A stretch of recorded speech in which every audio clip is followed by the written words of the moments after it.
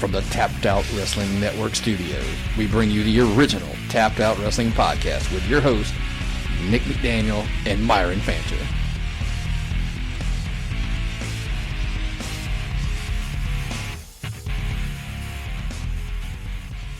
Ladies and gentlemen, welcome to another interview edition of the Tapped Out Wrestling Podcast Network. I am today, man, I'm super psyched. I've been waiting for this guy to come on for a long time since partnering up with the Rocky Mountain Pro promotion. I am joined today by Royce Isaacs, put a dollar sign on the end of it because he's money, Royce Isaacs. How's it going today, buddy? It's good, man. It's another beautiful day in Colorado. Thanks for having me on.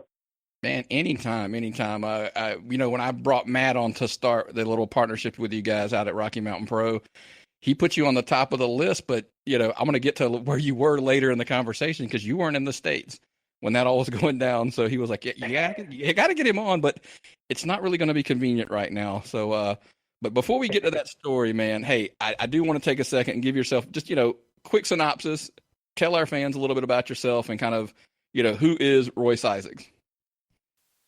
Oh, man. Well, I've been wrestling about 3 years now, so I'm still fairly young in the game. But I came up in the Colorado wrestling scene, which at the time when I first started, it really wasn't a whole lot. There was a few promotions going on, but it's not something that a lot of people know about. And I mean, still to this day, I think Colorado wrestling is a little bit slept on in terms of there's definitely an East Coast and West Coast bias, and we're kind of in the middle. But I started traveling, getting my name out there, hitting up all the local promotions, all the promotions a state or two away, and luckily I got in with Paragon. The beginning of last year, and that definitely helped me out a lot. Getting out to Las Vegas, and then starting to travel to Northern California, Southern California a little bit, and I ended up in Japan working for DDT Pro. So a quick kind of synopsis of, I guess, the genesis of Royce Isaacs. And that's actually where you were when the first time I spoke with Matt. He was like, he's in Japan, so you can't really talk to him. I was a little off the grid from the United States, other than like Twitter and all that kind of stuff. Plus, I was 15 hours difference, so you would have been interviewing me at like 3 a.m. Well, actually, if it'll make you feel better, I've been really good about. I had an interview with someone in the UK, and I'm up at 4 a.m. because they're 6 hours or 7 hours ahead, and I'm like it's convenient for you, not really for me. That's kind of what I do. But man, tell me a little bit about that. Tell me a little bit about working with DDT, how that even came about, because I've kind of watched a lot of the YouTube stuff, trying to keep up with doing the research for you. Super interesting promotion, to say the least. Yeah, DDT is absolutely nuts. I mean, if you've seen some weird clip online of some Japanese wrestlers doing some super, what the heck is going on, this is crazy kind of shit, it's probably DDT. It's the place where Kota Ibushi wrestled a Japanese blow-up sex doll. I wrestled on a train while I was over there. They have some absolutely amazing wrestlers, amazing talent, like some of the best wrestlers you'll ever see in your life. But they also do some super crazy stuff. I think they just had, they rented out the Tokyo Dome, the actual part where baseballs played on it, and they had an empty arena match between Minoru Suzuki and Sanshiro Takagi. Takagi being the guy that actually owns DDT, and one of the main wrestlers over there, which looked absolutely nuts. But I think with wrestling, a lot of people just kind of wait around for their opportunity. They wait around to get selected or get noticed. And my thing with DDT is I just kept reaching out, literally over Facebook. I just kept reaching out to them and sending them my stuff. So I think it's just like in anything where you have to apply for a job if you want it. At the end of the day, if you wanted to be part of some amazing podcasting network that you knew would open up all these doors for you, I don't know. I don't think you would just podcast on your own and hope that eventually they find you. You'd have to send in your resume. You have to, show them your body of work and why you deserve to work there. No one in life is just going to discover you. So it's a little bit silly that, we're these wrestlers and we kind of just expect Oh yeah, like Vince McMahon's gonna totally magically see my footage one day and want to work with me. So honestly, I just kept sending stuff into DDT. I kept being vigilant and kept hitting him up, and eventually, last October they actually had a tournament, like a 5-day Grand Prix type of deal, and someone got injured for it, and they were like, "Hey, can you be out here, you know, between this time and this time, and you'll get this many matches and whatever." And from there, it's just like been an amazing partnership and like an amazing opportunity. I've always been super, super into Japan and like all their culture, food, everything. Yeah, and I just had an interview. I don't know if you're familiar with. He's a really big podcaster, Conrad Thompson. And Of course. Hey, it's Conrad. hey, it's Conrad, absolutely. And everybody asked me, "How did you get the interview?" And I was like, "I asked." And and it was funny. What I'm going with this is, in our conversation, I actually tweeted him. We were talking the other day, and everybody was like, "Well, he got lucky. He got a lucky break that he met Ric Flair, et cetera, et cetera." And where I'm going with this is to match it up to what you're talking about to Japan. Everybody goes, "Oh, well, he got a lucky break," and I'm like, "No, hard work and persistence make breaks." Yeah, man. You got, the break was somebody got hurt, and so they couldn't wrestle in the tournament. But had you not been persistent and constantly, being in contact with them, Yeah. you're not going to get that, the call to come. They would have had no idea who Royce Isaacs was. They would have had no idea what my footage looked like, and there's no way they would have just been like, "Let's reach out to this random white dude in America and let's have him be in our Grand Prix." I mean, I did my first Japanese tour before a lot of people who've done a lot more in wrestling and been wrestling a lot longer than me. And I don't say that as like "oh boy, I'm like the best, I'm the man." Like, it's not really like an ego thing. It's just like some of these guys, it's like, dude, reach out. Like, have you actually talked to anyone over there? Have you sent your stuff in? Like, if not, then man, it's just one of those things. I think the more that you put yourself out there, the better positions you put yourself in, and the more calculated risks that you take. But the key word there being calculated. The quote unquote luckier you get. It seems like the harder I work, always the luckier I get, and I don't think that's a coincidence. It's just down to the work ethic, and something interesting. And I'm going to backpedal into your past a little bit, because Yeah, we man. kind of off air we talked about this, the work ethic. I'll tell you, there's a sport that you were involved in that I think work ethic may have, and you were two sports. First of all, you were a two-sport athlete, correct? Football and wrestling. Yeah, 2 sports in college. But wrestling, man, I want to hit home there for a second, because I told you off air before we went on how big of a fan I am of, amateur, collegiate wrestling, because it requires a work ethic like you wouldn't believe for those guys. Let's go back into your history there. Yeah. Would you attribute a lot of your hard work, your work ethic that you got from that? I mean, I think one of my biggest, I guess, the biggest things that have helped me in wrestling, transitioning from doing collegiate sports, doing both football and amateur wrestling. I think both of them helped a ton because, I mean, college sports, it's not professional, but it's right below there. That's like the next stepping stone. And doing two sports where football and wrestling are right back to back. So, I didn't have much of an off season. My off season started in like maybe March through June. So you have like a few 3 months off. But even then, you're practicing for something. You're weightlifting for something. You're starting up spring ball or whatever, for football.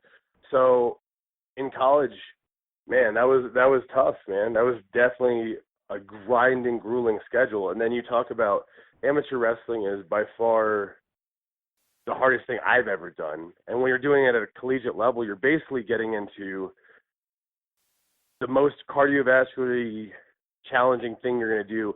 Plus, every day is basically like a legal fist fight in there. There's something, there's headbutts are going, fists are flying every single day without question in any competitive college wrestling locker room. So, and then I was on the offensive line for football. So you're in the trenches every single down. You're clashing with another. At the time I was 285 pounds or so. And so it's a 285 pound man versus a 285 pound man. if you're going against a defensive tackle, and you guys are smashing into each other from a couple feet away. So, I mean, I'm sure there's my knees and my neck aren't the greatest from that, but at the same time, one, just being able to be athletic and being an athlete in my past and knowing how to push my body and push myself helped a lot. But I mean, just the daily grind of getting through everything. I mean, pro wrestling is amazingly hard on your body. We're basically doing a controlled car crash at the end of the day. But I think that something that really prepared me mentally to be able to push myself and to be able to be a successful pro wrestler is my amateur background. Absolutely. And that's from the physical side. Let me ask you another thing, because one of the things I hear a lot, especially from the guys who are on the road, kind of like yourself, is that it's not Yeah. necessarily just the physical; it's the mental, the travel. Like you going to Japan and things like that. Just you had mentioned it mentally, it's just a beat down. And I think that mental strength coming from that amateur wrestling background. I mean, tell me about the grind. I mean, I know you wrestle all over the place. Just kind of break down to our fans the mental. It's just the beat down that it can be on the road constantly. I mean, yeah, absolutely. It, it's like you you just constantly go late nights, early mornings, all that kind of stuff. I've had weekends where I've made it through, and it's like you can count the hours that you've slept on one hand for the entire 3-day weekend, and that's you've probably actually wrestled. You've wrestled for almost as much almost the amount of time that you've actually slept at that point. Um, and it's a very physically taxing thing. Ideally you want to be mentally at your best. This last weekend, myself and some other Colorado wrestlers were going out to Kansas City, so it's about like a 9-hour drive or so. And I mean, we had to be there early in the afternoon, so we're waking up at 3:30 in the morning, driving out and getting there by the early afternoon, so then we can have a 10-15 minute pro wrestling match, and then it's like you're going back again early the next morning to get back to Colorado. You can't just it'd be great to just sightsee in Kansas City and eat good barbecue forever, but you really can't do that. I've wrestled as much as 5 or 6 matches in one weekend before, depending on if you're doing TV taping somewhere, you're going to wrestle 2 or 3 times because they're taping once for the entire month. Sometimes they just have multiple things going on where they have like a festival during the day and something at night. And so I've picked up extra matches that way too. And like the busier you are, the better, honestly. But it can also be a super mental. Like who wants to get into a car and drive for 12 hours straight just to wrestle and then have to drive another 12 hours straight afterwards to get home? It's super tough. It's just as hard physically as it is mentally, which is I think why past generations haven't necessarily coped with the tough mental grind as well as I guess some other sports have, where you have a lot of people that have passed away early because mentally it was such a grind that they started using other substances to keep themselves going. And now it's I think now that we know more, now we know what we know about those. I think it seems like the sport as a whole, and I'm not we're not going to be specifics, but the sport as a whole has cleaned up, and everybody's really healthier. They're trying to take care of better their bodies because they understand they're trying to last longer. One of I'll ask you about it right now. One of the things is everybody's got the old proverbial bump card, as they call it. It's you got to. Sure. How much money are you making per bump is the way that it's said sometimes. Sure. Stretch it out, Sure. take better care of yourself. And if you're just killing yourself early in your career and you're not taking care of yourself, you're not going to be there on the back end when in your prime earning years. But yeah, that's a whole different topic on we could get into here in a little bit. But let me ask you, because we're talking about that. We were talking about traveling, and like I said, I know you said that tournament you did in Japan, you literally flew over and you were there for like a week. Is that correct? Yeah, man. I was in Japan for a total of 7 days. So I flew in, yeah, and I got the day that I arrived, I had a half day or whatever. The next day I wrestled. I wrestled literally the entire week, so 5 days in a row. And then the day after that is like the morning after that is when I flew back. So I was really only there for 5 full days, and those 5 full days I was wrestling every single day. The other 2 days were both travel days, so it was a pretty grueling, like, back to back. I mean, if you follow the matches on DDT Universe, you can literally see the damage piling up on my body, because it's not like, oh, well, every Monday night they aired something or they had a show. It was literally back to back to back to back. So you see like bruises and everything like that forming on my body by the Friday match versus Yuki Ueno. You can see that I'm pretty purple all over my chest. I have a couple of bruises and bumps on my head and neck and all that kind of stuff. While we're talking Japan, what was of those 5? You wrestled 5 days over there. Does one of the matches stick out that if I ask somebody to go in their Google machine, go on YouTube, is there one that specifically they should hunt down for you? Well, unfortunately, I think the only one that's on YouTube is versus Koki Iwasaki, which is maybe my 3rd day there. But if DDT Universe is a streaming, if anyone out there does not know, DDT Universe is a streaming website where you can stream basically anything that DDT's ever done, including stuff that's happening. Like if they do a show tomorrow night, they're going to stream it live on there, and it runs amazingly well. Like I know some streaming networks have a lot of problems with live product, but I've never had an issue streaming something over there. And I think it's about $8 a month in terms of US. They even have guides out there if your phone won't translate from Japanese to English. They have guides out there that you can Google for English users. Anyways, I think my favorite match of that first run in that Grand Prix is definitely versus Kazusada Higuchi. He's a big dude. He used to be a sumo, but he did lose some weight since then, so he's maybe 250 pounds or so. So it was kind of like American muscle versus Japanese muscle, and I actually got to main event, which was really cool. Main eventing a show in Japan was a huge honor, especially. It's fun to always have that style clash of, a high flyer versus a big guy, but my favorite matches tend to end up being these big Haas matches where we're, getting physical.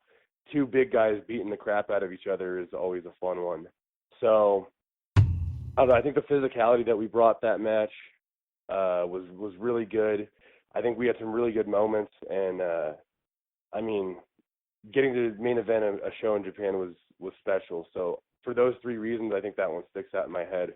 So once again, that's versus Kazusada Higuchi, and you can watch that on DDT Universe. I'll make sure I put that link up there for you, because that's actually what I was hoping you would do. I knew you would have it off the top of your head. I definitely wanted something to go. I saw the one on YouTube. I've already watched that one, and super impressed, by the way. Won't lie, I'm a fan. I like the style that you wrestle. I've watched some of your stuff in Paragon as well. I love the feud there over the American title. Dude, it's I highly recommend it. I mean, did you ever think back in the day? I mean, of course, you're younger than I am, but back in the day, I never dreamed there would be a machine, our computer, obviously, a machine that I could go to, the old Google machine, as Conrad calls it, punch in something and just sit there and watch like wrestling matches for days about somebody. Absolutely. And I had a blast. I put in your name and it was like whoosh, a long list comes down and I'm sitting there like watching. Gosh, you can literally plug it in and you can watch my first couple there, some of my really, really early, you can find a Royce Isaacs match where I didn't have blonde hair on YouTube 100%. You can find a brown-haired young Royce Isaacs wrestling real not well somewhere in some smaller promotion in Colorado or something. I guarantee you can find that if you look hard enough. Or just plenty of this is the raw, sometimes it's kind of fun to see the base, hear the basement tapes of, one of your favorite, musical acts or whatever, and hear them when they're raw, or see a wrestler when they're raw and they're just trying to figure it out. And there's some stuff that's working really well and you're like, oh, wow, that's cool. Or that evolved into this other move that he, ended up doing. Or sometimes you're like, okay, that's pretty funny because Royce Isaacs sure looked like a fucking idiot there. What was he thinking? And I guess you could probably still watch my matches and have a few of those moments, but.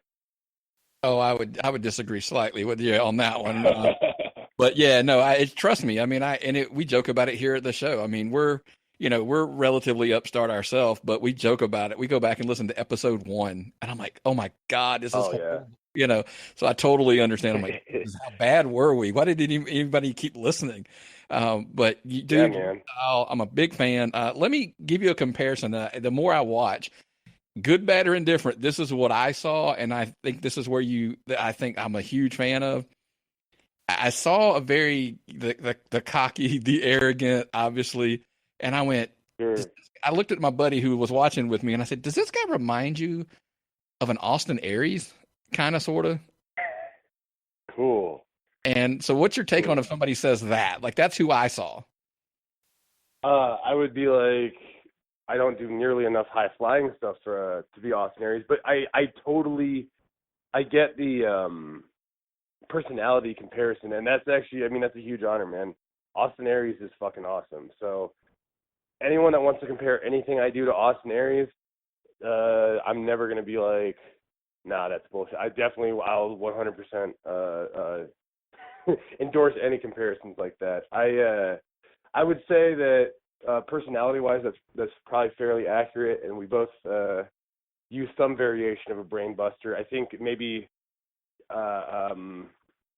Taz wrestling-wise might be a closer comparison, but like Taz wrestling with Austin Aries' personality maybe would be a pretty accurate amalgamation. I don't think I borrowed from one person in particular, but I think that's one of the things that makes me unique is that for all my wrestling and personality stuff, I took a little bit from here, a little bit from there. I was always a big Rick Rude fan. I was always a big Mr. Perfect fan. I was always a big Stone Cold fan. It's like you borrow from all these different sources and make a weird gumbo, and it comes out with something that's kind of unique and original. But I mean, I see the comparisons at least most people's comparisons when they say, "Oh man, you really remind me of so and so" or whatever. It's like, yeah, man, cool. Yeah, it's like I said, it wasn't a bad comparison. I think when I said, but that's who, and it probably was personality more than anything that just stuck out in my head where I was Sure. just like, dude, this is Austin Aries. Well, we'll kind of, I love when we freestyle and go more conversational here on the show, and I'm going to ask you then because you brought me there. Is that kind Sure. of, would that be somewhere you would want to head up eventually? Is like that, would you see yourself more of a 205 guy, or do you see yourself more like, no, I'm a Raw guy, I'm a SmackDown guy, where NXT guy? Where do you want to be? I see myself being I want to make some money and be on the biggest platform possible guy. Um, that said, I think that if I had my druthers, I mean, I could cut down to 205 for certain. I would just have to watch the diet, watch the carbohydrate intake, all that stuff. That said, I really like eating food. I think that I carry myself a lot larger than I am, anyways. Um, I probably I would prefer to see myself not in the cruiserweight division, but if I did, I wouldn't mind it one bit. I know that like one of my things is I'm not gonna change who I am and how I wrestle, so I think I would stick out in a good way there because I'd be doing stuff that's a lot different than I guess what their current cruiserweight product is. But I don't know. I've never really wanted to be like I've always wanted to be a heavyweight. That's always kind of just in general, even in amateur wrestling, I wrestled at the heavyweight weight class when I probably should have been cutting to 197 in college. Um, I don't know. I guess I've just always kind of thought of myself as wanting to be a heavyweight, even if I'm a smaller heavyweight. But that's part of why I work out so much. I lift so much so that I don't look like a smaller heavyweight. I'd say on the indie scene, I look like a pretty big heavyweight. Um, but I mean, at the end of the day, dude, it's about making money. And if anyone came up to me and they said if they made up a weight class and they're like, we want you to weigh 211 pounds exactly. Okay, so how much am I getting paid? Oh, okay, that many zeros, sweet, I'm there. Like it really doesn't matter. I don't think at the end of the day I'm not going to get my own personal choice unless I get to like AJ Styles levels of, this is where I'm going to be at. It's more of a, all right, where's there a slot open? Where do we have a need for someone that's like him? and that would be the opportunity. Yeah, if they're going to make an available opportunity to slide in, get your foot in the door, and then work your way up, right? That's if they're going to give you opportunity at the 205, but you can work your way up. And let me ask you, because again, I love freestyling sometimes on these. With the change in the philosophies of the WWE, it used to be you had to be a big, monster guy to be the main event guys, but now you've Sure. got Daniel Bryan comes in, does it. AJ's doing it now, and so it's a great thing to see now. Like, no, you can just be a great wrestler in main event now, Sure. and so I think that's opened up a lot of opportunities where, because my thing was, I told you watching these videos with one of the guys here at the podcast, is I said, I see this guy right here sliding into NXT, shooting straight up, becoming the champion, and then shooting over to SmackDown and chasing down, and then hitting the US title and then sliding on up the ladder. That's what I saw when I watched. I mean, at the end of the day, man, like, you're going to get certain opportunities in life and in your career, and I think that's one thing that I've been able to do very well at, is making the most of my opportunities. When I first was brought into Paragon, it's not like they were like, oh yeah, within 4 months this guy's going to be our American champion. That wasn't the case at all. But I was, I worked hard, and once again, that hard work turned into some luck. People saw something in me. They go, man, this guy could be a really great American champion. I had a good run with the title. I think a really, really good run with the title. Some memorable feuds, and I think I maximized my opportunities. When I got to DDT, same thing. They didn't just go, oh boy, Royce Isaacs, let's roll out the red carpet. Let's make this guy a star. That wasn't the case at all. I once again got pretty lucky that I got over there in the first place. I managed to impress enough people and turn enough heads that I ended up back there for 2 months this year. I was there for all of April and all of May, and I was able to turn I went from, all right, well, this guy did really well for that week that he was here before, so we'll give him another shot, and it'll be a longer run, to like, oh, this guy, we can put him in a 6-man tag title match at Caraquan Hall for a sold-out show. That's a pretty big honor. And it wasn't just like that was already the plan from the start of what they were going to do with me. Like, I was given very small chances to prove myself and show that I was ready for, bigger responsibilities, bigger workload, and I was able to do that. I was able to maximize my opportunities. So at the end of the day, you have to get yourself opportunities, but then you have to work your ass off and maximize those opportunities. I think I've done a really good job of that throughout my career in a, I guess, not so humble brag. Well, as one of the lost arts in this business is our sport. I prefer to call it sport. I'm sorry, some guys call it a business. I get it. No, As please. But one of the things that I think I don't want to call it a dying art, but let's call it what it is getting yourself over in a loss. And when I'm Sure. like, when you're given an opportunity, you may be taking the loss for the night, but you can still come out looking like a superstar.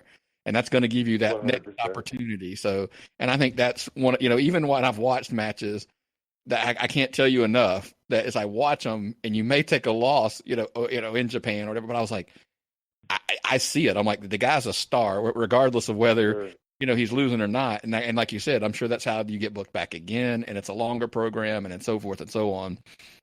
But let's, Sure. yeah. And now let me tell you, I'm going to ask you then, because there's a place right now that, dude, you are like one of the guys. And I wanted to ask you specifically a few things about it. And that's Rocky Mountain Pro. Yeah. You're like one of the guys there. You're like, you're one of the top guys. I mean, how did that opportunity, like you said, same thing? Was it just getting a hold of them and working your way and finally getting in there? So Rocky Mountain Pro used to, way back in the day, so long ago in 2014, was known as NRW. So this is when I first started getting into wrestling, and they were, I guess, kind of a rival to where I was training at or whatever.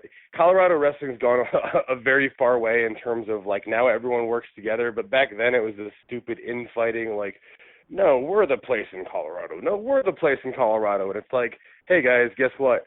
no one's the place in Colorado because no one knows what the fuck Colorado wrestling is. So at the end of the day, like, what's the crown that you're really fighting for? Anywho, so NRW was around. They were the only ones that were professionally filming their stuff, doing real tapings, but they had just started. Like, I know they had filmed all their other stuff, but they had only just started doing like weekly television style tapings where they would tape 4 episodes at a time and air them one week would get one taping, one week would get the other, and you'd have your full month of quote unquote TV, YouTube TV or whatever. Myself and Cody Devine, a guy that I tag with a lot here in Colorado, or used to tag with a lot in Colorado, we were like kind of these young up and comers, like, oh, these guys look pretty athletic, they are having some good matches. We ended up working with NRW just a little bit. We did like 2 or 3 shows for them, and I believe they're still on YouTube. I could be wrong, but it's like, I mean, if you look up like NRW Charged episode like 12 or 16 or something like that, it's like we have a couple tag matches, a couple single matches. I think we're in a battle royal. So we ended up kind of long term, it didn't work out there because we weren't still training at the same place as the rest of the NRW crew, the Mercury Pro Wrestling Academy. We were at the Butcher Shop training with the Primos guys. So it didn't work out long term, and then we were kind of gone for a few, I guess probably a year and a half from NRW completely. And then I guess just shortly after I had gotten in with Paragon, and I was traveling a lot more, and going to, like, for Paragon, I was going to Vegas once a month and working 2 or 3 times, wrestling 2 or 3 times in a TV taping style with people like D'Lo Brown and Matt Stryker helping agent and giving me tips and whatever. So I was a super exciting, like, I feel like I was getting some really, really cool opportunities there, and the place I was training had switched a few times, and I just wasn't super happy with what I was getting out of it in terms of, it wasn't a good fit for me personality-wise, and I was pretty unhappy there. And so I actually ended up wrestling Matt Yaden, the owner of Mercury Pro / RMP. I wrestled him on a show, and after we wrestled, we had an alright match. Probably not one of my best, but we had a good match together, and I remember afterwards, I was just fed up with the place I was at, and I go, hey, man, I'm going to be there next week for, I think there was some kind of, like, Kevin Kelly seminar or something, and I was like, hey, do you mind if, like, could I try it out? Maybe could I see if I fit in, try out a few, like, practices and see how it works. So maybe this is March or something like that. Something like that, yeah, like middle of March in 2016. So I went to a few practices. I did the seminar, and it just seemed like at that point in my life, Mercury Pro was kind of the place to train for me. It seemed like it was going to be a lot better of a fit. So at the end of the day, I switched over gyms. Matt was really, like, accommodating to me, and athletically, it seemed like this was a much better fit. I wasn't having to slow down to train a new person every week that ended up quitting the next week. I could actually have some more advanced training that would help myself out. And since then, I've been in with Rocky Mountain Pro, and I guess they changed their name at, like, the Milestone that year. So it's been like a year and almost 2 years now that they've been Rocky Mountain Pro. And that's all. I always like to tell our fans, you can find it on the Fight app. It's a season format. Go back now. It's in the on-demand files on the Fight app. Go back and watch season 1. It just wrapped up. Great season. And I'm actually a fan of the season format. I grew up old 52 week a year. You never stops, but it's grown on me. What's your take on I'll ask you real quick. What's your take on the season format of the wrestling? Yeah, man. I mean, it's like, especially if you're smart about it. I mean, I think it's something that honestly could benefit a lot more places if they did some form of it. Because we don't have an off season right now. There's no real off season for wrestling. So if you can find a way to maybe incorporate that, I think that's a lot better, especially like you're on the indie scene. And there's some people that don't want to take it seriously all the time. There are the weekend warriors. It's like probably a better format for them. I think it's a little easier for the fans to digest, and at the same time, it doesn't mean that you can't put on shows for the whole year. RMP's put on shows this whole year while we took a whatever 6-month hiatus from actually filming for our seasons, but you still have YouTube content that you can put out in that case. If you're still running once or twice a month doing shows, there's still plenty of content that you can put out. So if you have hardcore fans that are like, we don't just want this first season of RMP, we want to see matches every month, no problem. You're still getting all that content. But I don't think everyone's necessarily that like hardcore that they need RMP in their life every week of their life forever. It's kind of nice to have that season bookend that like, just like because at the end of the day, we're producing a show, an episodic thing. So one of the easiest ways to do that is to have story arcs that, are part of a season. You as much as we'd love to have The Walking Dead year round, there's also something that draws you to it of, all right, like we wrapped up these stories that we wanted to get wrapped up, and that was a satisfying conclusion. And then there's these 3 or 4 other things that are kind of left as cliffhangers that leave you wanting more and wanting to come back for the next season. So I think it's an easy way for anyone to digest,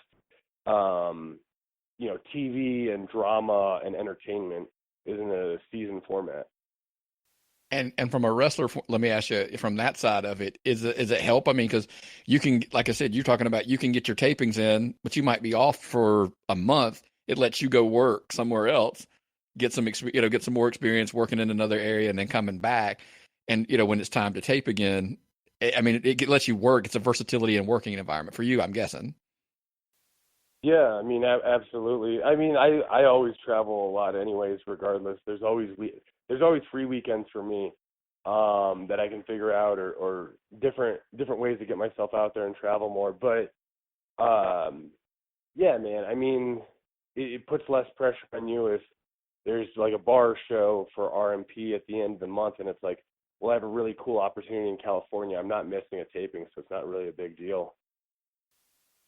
Right. And that's kind of what I was going with, and what I do like about the season format that's kind of grown on me, and it's an old school wrestling thing. But kind of backstory. I'm 43 years old, so I grew up back in the territory days as a kid, and a guy could disappear for a little while, and I would wonder, when is he coming back? Where did he go? And so I yearn to, like, okay, when he finally comes back, there's the huge pop. Whereas now I'm like, dude, I'm going to see Randy Orton next week. I'm going to see him the week after that, the week after that, the week after, and theoretically. Sure. So that season. Well, even it's tough because even if you have people that, let's say, they suffer an injury or whatever, they're popped for wellness or whatever it is that makes them go away for a while, all that stuff's reported on the dirt sheets at this point, where like you already know 3 months in advance that Randy Orton's going to be back in May or whatever, or Brock Lesnar is going to be here, 3 Mondays from now. I think that's kind of boring. Like, I like being surprised. Anytime that current pro wrestling can do something that I go, oh, whoa, that's what happens? Or that guy showed up? I honestly always really appreciate that, because it's hard for me to really get surprised by the product at this point.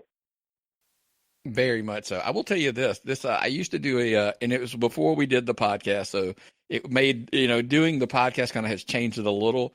But I used to do a thing where all my buddies would get upset at me because I would just quit the internet websites from Royal Rumble to WrestleMania. Cool.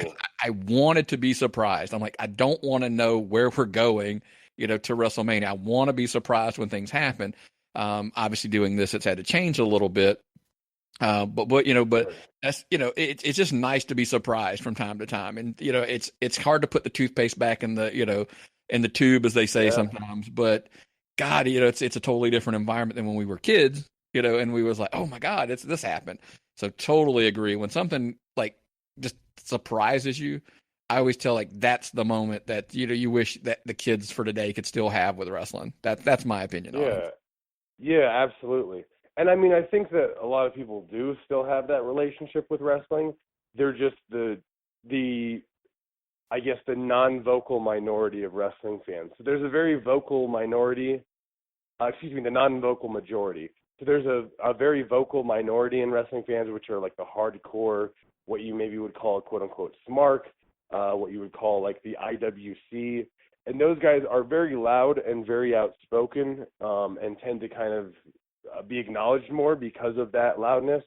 But there's definitely a very I think the majority of wrestling fans are fairly casual. They maybe watch mostly just the TV show. They don't look up stuff on the internet.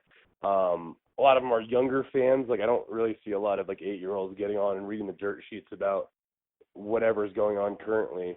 But it's tough because there's this minority that's very, very loud, and they're the ones that they are looking up from week to week spoilers and all that, which is fine. I think it's a little bit strange because, like, personally, like I said, I like being surprised.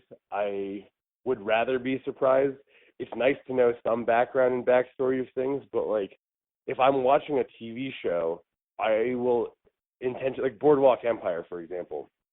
I watched Boardwalk Empire maybe like 2 or 3 years after the actual show had wrapped up, or at least like a year. The full box set of DVDs had come out.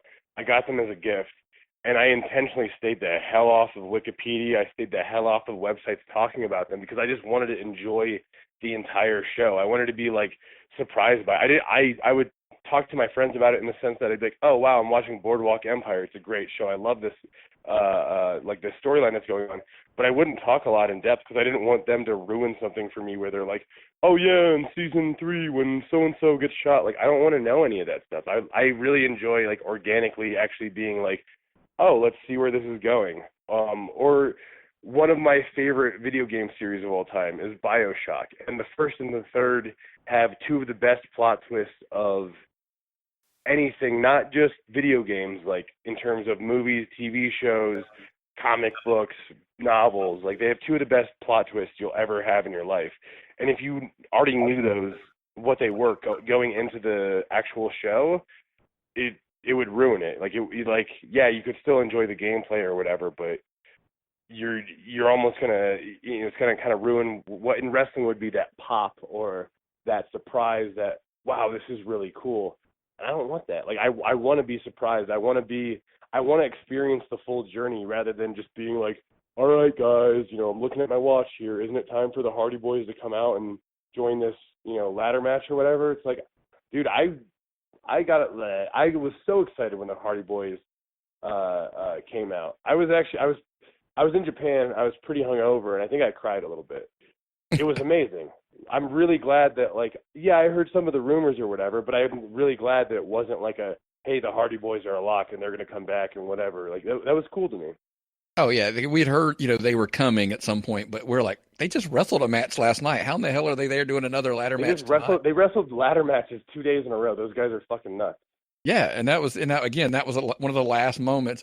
And everybody asked me, like, doing a podcast, how do you try to stay away from the sheets and try to, stay at it? I'm like, it makes the product as a whole more enjoyable. And given the reference to what you said, why the hell would you watch The Walking Dead and read the spoilers every week and then sit there and watch it because they do so many twists? There's so many things that happen. Why would you ruin it? I mean, and then, I'm going to ask you, you kind of spiked my geekdom, by the way. You're talking to a guy who used to own a comic book store and a video game store. So, I mean, I'll ask. And of course, speaking with Curtis a while back, how big of a nerd he is as well. So you say BioShock was your game? That's one of my favorite series of all time, which is kind of an outlier. Like, there's a few games that are similar to BioShock. I'm a big Fallout fan, like Fallout 3, Fallout New Vegas, all that stuff's great. But to be honest, like if you just were like you can only play one type of game for the rest of your life, one, I don't have time to play video games a whole lot anymore. But two, Japanese RPGs, like early to late 90s, so like that whole decade, like any Japanese RPG that came out in that time frame, I was probably super all over it. I actually, while I was in Japan, downloaded an emulator, and I was playing my way through Chrono Trigger for the first time in whatever, probably 10 years or something like that. And that was a blast. So I'm like super nerdy for Japanese RPGs, like the more old school Final Fantasy, Shadow Hearts, which was like a PS2 game. Mhm. Same with, I think, Radiata Stories with either PS2 or Xbox maybe. Like the more Japanese turn-based RPG-ish it is, the more I'm into it. I just knew, and again, I worked for a company for video game companies for like a decade. So I knew when you said Japanese RPGs, I'm like Chrono Trigger is going to be on the list. It always is. It's It considered always to be is. one of the Matt best. Yaden has a Chrono Trigger tattoo. Oh my God, I didn't know that. Yeah, I'll have to pull that out of him next time I have him on. Oh, And absolutely. and I'm the same. I mean, I like a good story. And my wife asked me, "How in the world can you play Gears of War?" She goes, "It's a shooter game." I'm like, "It's one of the few shooters I actually do like the story, believe it or not." So, I've played all Yeah, of the. Gears of War is dope. I've only played through like once, and I remember it was really challenging because this is 2012, 2013, so I was pretty fresh out of college, and me and my roommate played through the entire game. The only problem was I wasn't very good at it already, and we were like, this is like I think after our friend's housewarming party, so I was pretty drunk, and we played it on the hardest difficulty for some reason, despite me being really shitty at it, and so it took us like all night to get through. It was really rough, but it's a really dope game. The storyline's phenomenal. Yeah, and that's why I get hooked on those. And she goes, "Do you realize how bad you are at shooters?" And I'm like, "I love shooters, but I'm horrible at them.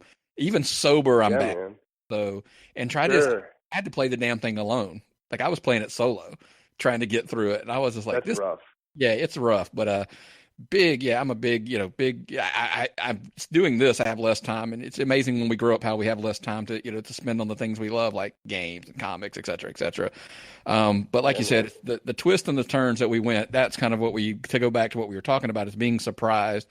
Um, and just being the pop, like I said, just the internet sheets have kind of, I will tell you, and you'll actually probably agree with this. Some of the best shows to go to are independent shows where the crowd's either really old or really young because those are the Sure. best reactions you're going to get. I do a lot of indie shows here in Georgia and in the southeast, and it's if you can get a small Georgia town where the average fan in the crowd is in their 70s, 80s, it's a blast. Because I always tell them I agree.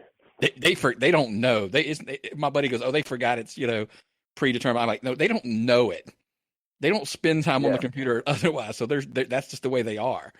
And it's a blast to see. It is a blast. And then you also, if you do a big show like a SmackDown show, I tell my buddy, believe it or not, the best shows are like a SmackDown house show because it's Sure.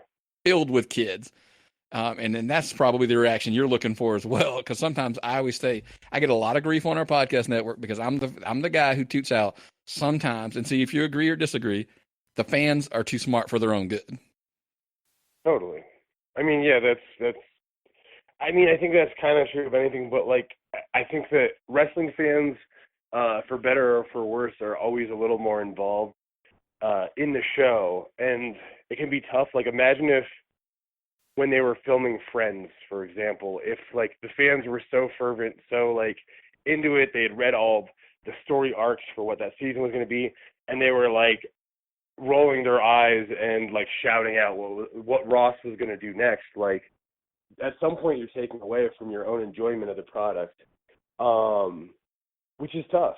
You know, like if you're just rallying against things just to rally against them, no matter what's going on, because you're so into wrestling that you kind of can guess something that might happen or whatever, or you're just being cross just for the sake of being cross. It's like you're taking away from your own enjoyment as well as the enjoyment of those around you.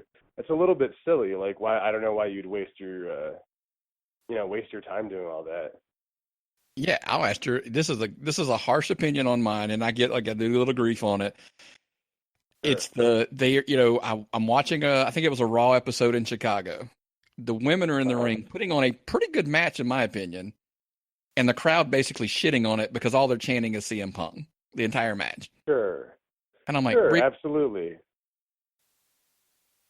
I So mean, I think a good example is there's a lot of people that have been rallying for, we want something new, we want something different. WWE just gives us the same thing every time. And then, like, those are the same people that shit on Jinder Mahal winning the championship. And it's like, hey, guys, guess what? That's something new and that's something different. And then it's like, oh, well, they're just doing that because WWE wants to expand in India. Oh, they're just doing that because he's, looks huge and he's probably on steroids or something. And it's like, well, first of all, he hasn't failed a wellness test, so fuck off.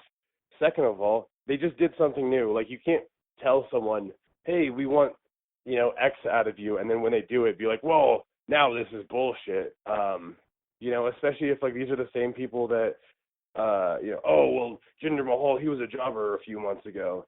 Dude, like, you're the same person that fantasy books Sami Zayn into the world title picture every week. And don't get me wrong, Sami Zayn should be in the world title picture. He's fucking phenomenal. He's a great wrestler. But you can't be like, oh, well, one guy's been a jobber for years, and now he's the heavyweight champion, and that's bullshit. But also, I'm going to book this guy who's been booked like a jobber for years, like, that's not really debatable, into the championship picture. It's like, at some point, at the end of the day, we're watching Vince McMahon play with his toys in the sandbox. And you can't really watch someone else play with his toys in the sandbox and be like, they should definitely do exactly what I want. It's just not going to happen. Like, I'm sorry. It's not. You're not the one that's throwing up all this money. You can say, oh, well, I pay for the network, so I pay the bills. But, like, at the end of the day, you're going to pay for it regardless. And time again, that's been shown. But two, it's like, McMahon's the billionaire here. He's the one that has all the money. He's the one that's backing everything and putting it out there. It's his product. So it's going to have his fingerprint on it. He's going to do what he wants to do with it. Absolutely. And let's see what you think of this argument. I made it, well, first of all, the tweet that I shut out the night he won, I saw all on Twitter, the backlash starts. It's just like, I'm canceling the network. I'm not buying this anymore. And I just basically, I tweeted out, bitch, you want something different. Complain when you don't get what you wanted to be different. Sure. And on top, I super agree with that. Yeah. And let me ask, this is the question I was going to go with is, my argument to them was the people that say like, oh, he was a jobber for years. Last time I checked, football teams, baseball teams, boxers, MMA fighters, you name it, work their way up through the ladder. And eventually it seems like the light bulb goes off and they get it. And why not put a realistic spin on it? The light bulb went off for Jinder. He's got it. So now he is absolutely. Top guy. Dude, the Oakland Raiders went from not having a winning season in like a decade or something like that to being, if Derek Carr hadn't got injured last year, they would have been one of the heavily favored people for the Super Bowl. They were teams rather for the Super Bowl. They were 12-4 last year from like not having a winning season previously to that. That's a pretty big turnaround in a relatively short amount of time for having 22 people have to get it versus having one person have to get it. You have someone like Alistair Overeem, who was always like a fairly good fighter, but like I remember having arguments with people online about whether or not Chuck Liddell beating Alistair Overeem in the Pride light heavyweight Grand Prix was actually a good win or not, because Overeem, he always quits against good competition. He always gasses out and quits. And then he had a run where he was the top heavyweight, so he went up a weight class, and then also ended up being dominant both at MMA and at kickboxing. I mean, the guy won a K1 Grand Prix. That's not exactly easy to do. Like, that's he was at the top of two sports in the heavyweight division, from being a guy that it's like, well, is this really a good win because he loses against all the elite competition? Like, it happens all the time. Like, I don't think you really need a ton of explanation for it, especially like, dude, if you hadn't been watching wrestling in years, let's say you've never seen a Jinder Mahal match until when he became, the mega superstar that he is now and now the champion, is there really any argument you would have if you hadn't watched until then to say this guy shouldn't be champion? He looks like $1 million. His wrestling is all like, there's nothing. He's solid. He's super solid in the ring. He's a good wrestler. Anyone that tries to argue that he's not a good wrestler is probably just being cross or I don't know, or just trying to, go out of their way to bash him, because he looks like $1 million. He looks like more than $1 million, whatever the next step up, $1 billion or whatever. He looks phenomenal. He wrestles very well. He can cut a great promo. He can get heat. Why not? Like, what would be the problem? What would be in the way of him being a superstar? And the answer is clearly nothing other than people just trying to be cross, I guess. Well, it's and then you want to sit there and they want to make the argument. Well, it's it's booked this way, like you said, they fantasy book all they want, but then when Vince puts this is what I want and puts the guy at the top, and last time I checked, he was getting a pretty damn good heel reaction when he strolled out for his celebration on SmackDown.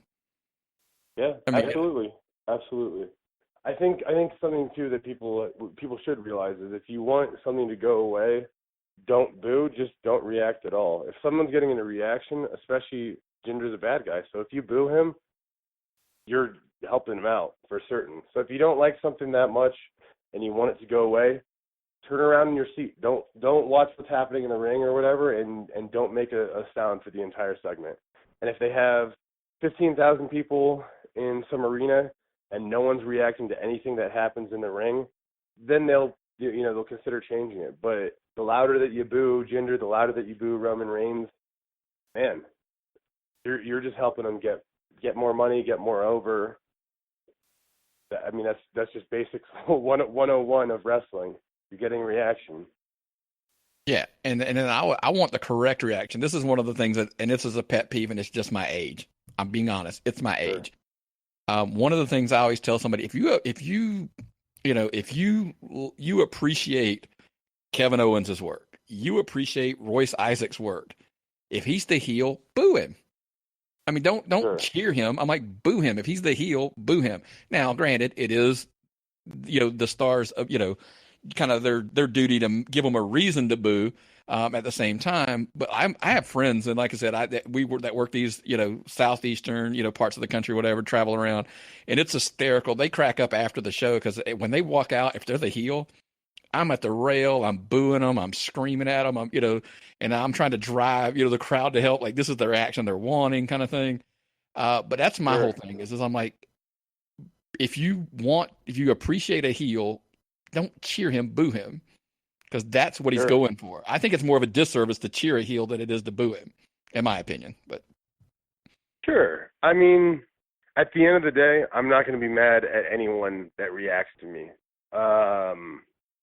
Of course, if I'm the heel, if I'm the bad guy, I would prefer boos. Even if you really, really like my work, I'd like the organic reaction to what I just did. If I just gouge someone's eyes, I would prefer that you don't go, yeah, that's awesome, I love it when he does that, because you wouldn't do that in real life. That's not your real reaction. That's just you being a fanboy for me. But at the same time, I would never complain about any fan reaction. Like, the fan reaction is the coolest thing in the world, and that's what I do this for.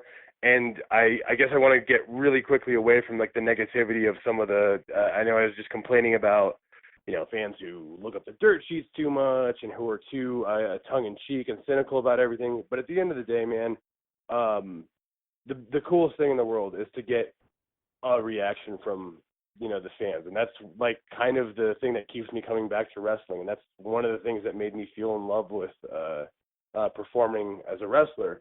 So I would never be like, oh, this is bullshit, you should be booing me or you should be cheering me or whatever it is. If a fan reacts, if I have an interaction with a fan in some way, that's definitely the coolest thing in the world. So to answer your question without tiptoeing around it too much, yeah, I would definitely prefer, if I'm the bad guy, please, if you can, try to react organically to what I'm actually doing in the ring.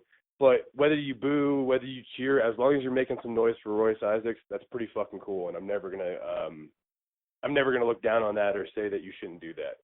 oh yeah, absolutely. And I like I said, I know it's in my head. It's one of those, as you say it, you think it. I agree, but that's why I kind of segued into like, well, it's also their job to give you the reason to hate. But if you really appreciate them, give it to them. But it's funny. You were talking about the crowd reaction and the noise, and this is going to be the segue into something I got to ask you before I let you go. Is I wanted to ask you, the crowd reaction, in a match kind of is, that's kind of what can drive you and give you that kind of to know where to go after that. You had a match, and where I'm probably going to this, a match with no crowd whatsoever. Empty arena match. I was like, I've got to ask you about it at Rocky Mountain Pro, the empty arena match. How's that to work a match with no crowd whatsoever? Oh man. I guess the biggest challenge is you're you're not getting any reaction off of any of your bumps, and that's one of the things that helps you really get through a match is you get this adrenaline surge anytime you take a big bump and there's this big from the crowd. Like that helps you a lot, I think, in terms of having that adrenaline surge to push you through the pain. I've had matches in front of small crowds and some pretty small bumps feel like way more major if there's not a lot of crowd reaction. It's always tougher. That said, with something like that, when I wrestled Mario Vanger and it was an empty arena match, don't know what episode it was, but I know it was on the first season of RMP Charged. Honestly, the biggest thing there is trying to come up with stuff to make it different and interesting. Like everyone's had some kind of well, not everyone, but a lot of wrestlers have had some kind of backstage altercation or a street fight or whatever. It's like, how can I inject something that's very Royce Isaacsy, or how can I inject something that has to do with our story to make it more interesting? So it's not just, I think a lot of people use it as an excuse just to, we're going to punch and kick everywhere. But like, I wanted to create some different kind of, moments. Like, Mario is anti-sugar. If anyone out there is not familiar with his gimmick, it's not a gimmick. Actually, it's real life. He's a keto guy. He's against sugar. He thinks it's evil. It's America's biggest drug. I think he actually has some decent arguments there. But he's anti-sugar. So I'd always seen the Young Bucks do their spot where they, in some of their like guerrilla warfare matches and whatnot, where they'll take thumbtacks and pour them in someone's mouth and then super kick it out. And it's like, well, I think it'll be pretty memorable if I take a bag of sugar and open that up and I pour it in his mouth and then I super kick it out because he's anti-sugar. Vince Russo is one of the writers for RMP, so I wore a Jim Cornette shirt because I thought that would be funny. I didn't know if anyone would recognize it, but I've actually gotten quite a bit of feedback on the Cornette shirt of like, oh, hey, why is that? Wait, were you wearing a Jim Cornette shirt? Was that like a Vince Russo thing? Or you being cheeky? And the answer is like, yeah, I was being super cheeky, but that was like a way to entertain myself, and that was like a way to, I don't know, I thought it added a little flavor to the match and made it more interesting, especially for those fans that I guess I was just ragging on the internet smarks that know all the backstories on everything like that. But like, that's a subtle, or not so subtle maybe, nod to them. So for something like that, since you're not going to get that crowd reaction, to me, it's always about, how can I make this stand out? How can I make this different? And how can I make this interesting while intertwining my own personality, the other person's personality? And I think we did a pretty good job with it. There's some pretty memorable moments. I don't know if there's any other match where someone's been razor's edged into an entire, 5-pound bag of brown sugar. Like, that's pretty unique.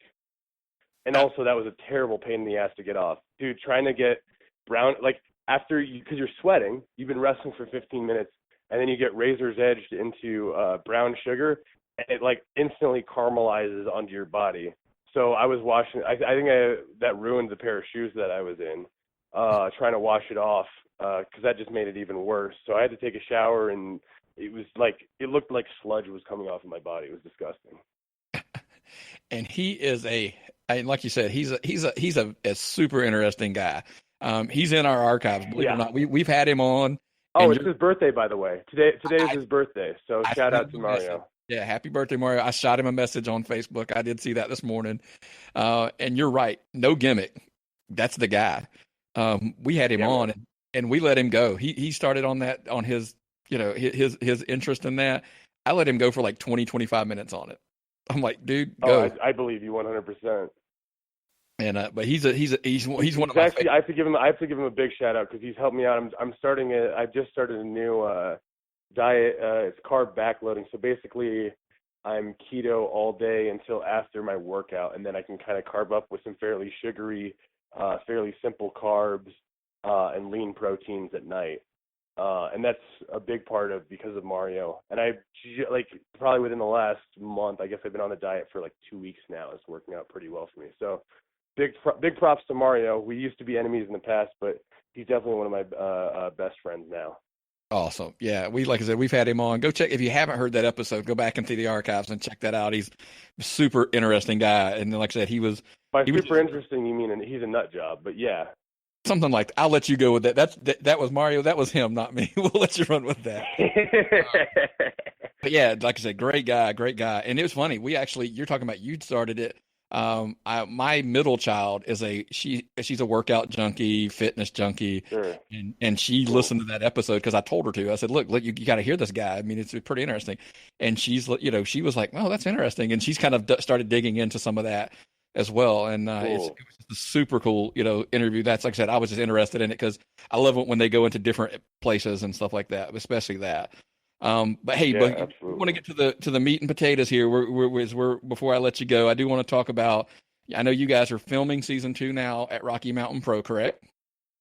Uh, Absolutely. yeah, don't want any spoilers, obviously, but obviously you expect big things. I'm guessing out of you. Man, absolutely. I mean, I think that it's cool because I'm making my return from like in real life. I just made my return from Japan, and that was like we didn't just act like Royce Royce Isaacs when I was on another mysterious planet for the last 2 months. So that was cool to come back. I definitely think that man, with Rocky Mountain Pro for the foreseeable future, you should definitely think big things when you think Royce Isaacs. I want to have the biggest match I possibly can this year at Milestone. I've actually only wrestled on one other milestone before, just because of the timing of when I came over and when they incur and everything like that. So I want to make the biggest impression, the biggest splash possible this year at Milestone for sure, because that's our biggest show of the year, and I haven't been as much of a factor as I've wanted to be in the past. But I think I've also been coming into my own, and it's like I've also, I'm still fairly new to the academy comparatively to a lot of the other people that are there. So hopefully, this year I can have my big milestone match, make an impression, and yeah, definitely stay on the lookout for what I'm doing this year with Rocky Mountain Pro. And I'll go ahead and give it the plug. Milestone. If you're not familiar, I've told you once. I'm going to tell you again. Get on the Fight app. The link is it's on our Twitter feed, it's on our Facebook page, it's on our webpage, everywhere. Get it because you want to go ahead and catch up. If you haven't caught season 1, when season 2 starts, jump on board as well right away because they are leading to Milestone, which is basically, let's call it it's the Rocky Mountain Pros Starrcade WrestleMania. It's their big event of the year. It's August 12th. It's in Golden, Colorado. It's at the Quarry, which is where they film. That's where all the television shows are filmed. The tickets start around $20, so 20, $30 in that range.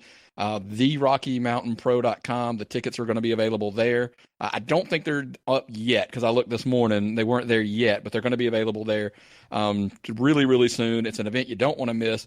So much so the Tapped Out podcast guys are going to get on a plane and we're going all the way from Atlanta all the way out to Colorado because we are not going to miss this show by any stretch of the imagination. Absolutely. Absolutely. I mean, there's going to be, there's going to be the best wrestlers in Colorado. If you're in Denver, if you're around Denver, if you're in one of the surrounding states, if you're in Wyoming, if you're in New Mexico, come check out Milestone.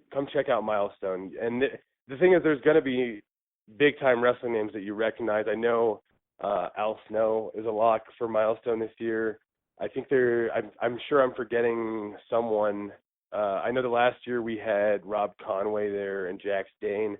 So it's like there's gonna be at least 2 or 3 names that you've heard of if you're a WWE fan. But if not, if you want to see some of the best talent in the independent scene in the Southwest, you have some pretty accomplished people that are going to be on there. You have, myself, and I've done, I've wrestled for DDT. I've done 2 tours of Japan. I've wrestled for Paragon in Las Vegas and done weekly TV. We have, Hoodlum and Anaya who've done a few dark matches for Ring of Honor at this point.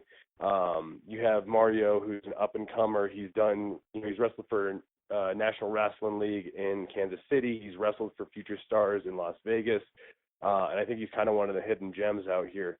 So you have a lot. I mean, you have Tyler Stinson, who was a very, very legit MMA fighter, like a big name MMA fighter before he came over to the Mercury Pro Wrestling Academy. And I'm sure there's some of my other homies that I'm forgetting that they're gonna be super pissed at me that I didn't mention them, but whatever.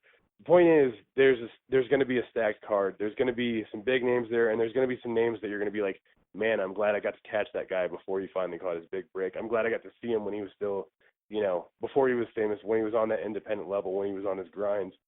So I super recommend, if you like professional wrestling and you're in Colorado or you're near Colorado or you're going to be in Colorado in August, come to Milestone, check it out. You're not going to be disappointed.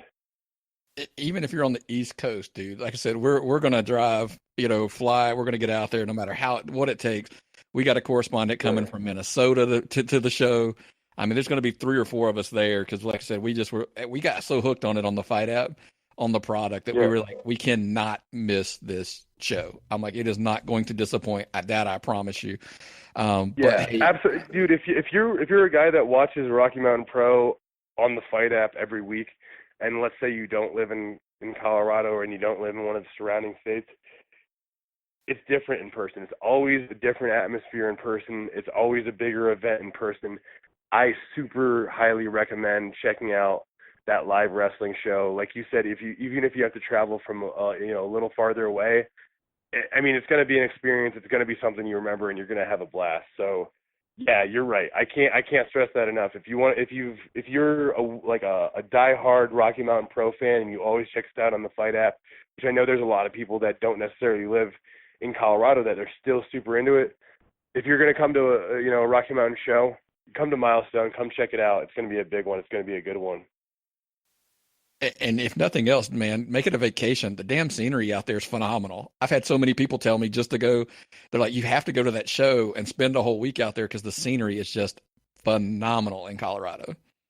Absolutely. And that's the thing is Colorado, everyone thinks of it as like this really snowy, crazy place, and it's really not. Like, we had the mildest winter ever. It was like 80, 90 degrees in November and parts of January and stuff like that. We only probably got less than 10 days of snow this whole winter, this last winter rather. I mean, it's going to be August. It's probably going to be, in the 80s. It's going to be sunny. We have 300 days of sunshine. So if you get here and it's snowy, it's not going to be snowy the whole time. Watch, now that I said that it's going to be snowy the whole time, but it really shouldn't be. Like, we have 300 days of sunshine. It's gorgeous here. The weather's great. There's plenty to do around Denver and Colorado. If you like hiking, if you like the outdoors, there's the mountains. If you don't like that, we have a ton of breweries. There's all kinds of cool, stand-up comedy every night. There's all kinds of entertainment you can get. If you come in for a week and you just want to hang out and do stuff, there's plenty of entertainment leading up to Milestone, and then there's actually Milestone. And I believe actually on the 11th, the day before, I think we're doing some kind of like a pre-show, like the day before kind of thing. Yeah, there's a VIP, like a meet and greet kind of thing the day before. Tickets are $40. Yeah, thanks for walking me to that. I almost forgot that one. That's a huge one because we wanted to do both, so we're going to be there for both days. Sure.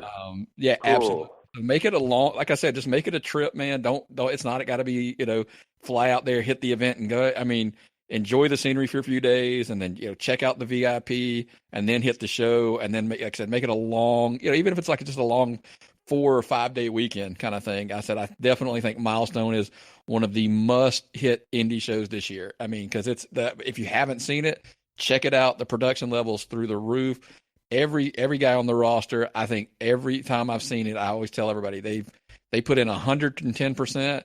And by any stretch of the imagination, if I will put something over, the Mercury Pro Wrestling Academy is doing their job very, very well because most people that I've seen, if not all, are much further along in the process than lots of guys that have been in the business the same time. Sure. So yeah, I think you can definitely agree with that for sure. Yeah, and it's because and then I'll kind of go behind the scenes for a second, just a little bit. That's because you guys are putting in the work, training as well as as you're training and being at this kind of at the same time. And as I said, it's such a family environment from everybody that I've talked to as far as, just doing the absolute best they can to put out an absolute outstanding product week in, week out, out there at Rocky Mountain Pro.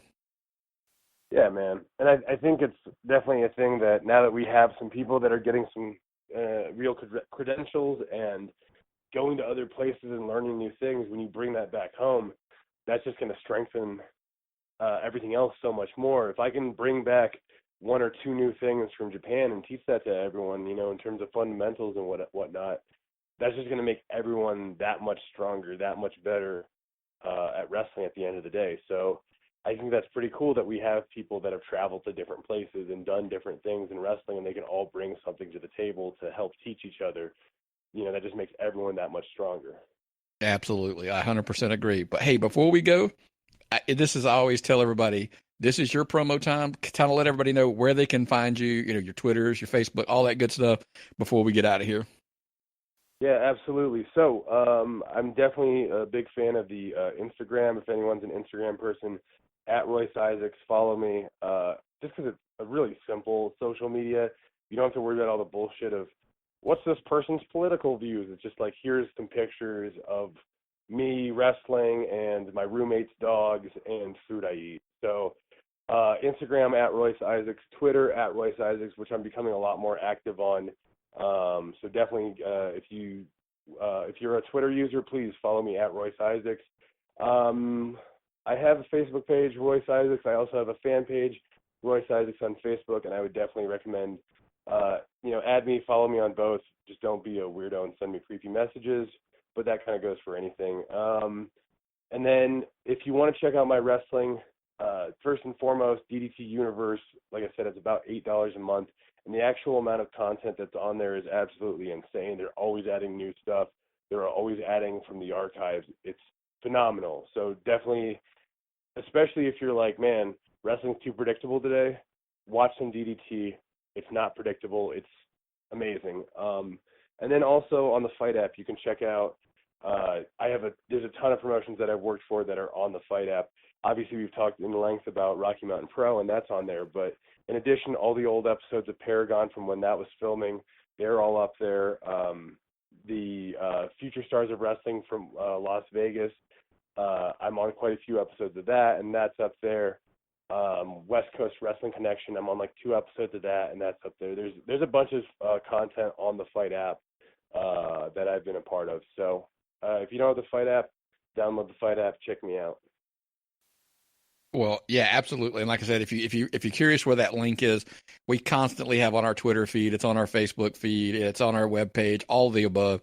Definitely check it out, because I don't know that you can. I tell people all the time, it's a free app, and there's just hours upon. It's a free app, and you can just stream it on your TV from the app. Like, it's very, very simple and very easy to use.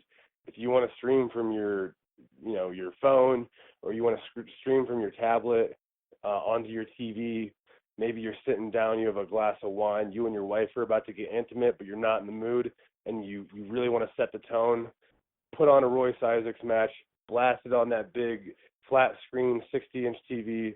Your wife's going to be in the mood. I don't want to know what mood you're in, but it's going to work. It's going to be great.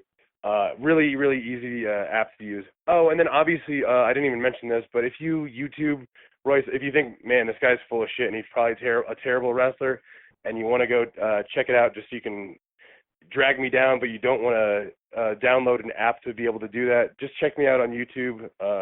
Search Royce Isaacs. There's a ton of content.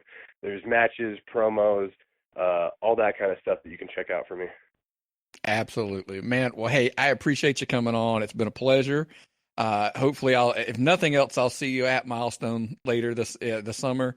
But hopefully this won't be the last time we hear you on here as well. Because as we know with wrestling, man, it's always a revolving, evolving business. So there's always something to talk about, and that's kind of what I like to do. So I appreciate you coming on, buddy.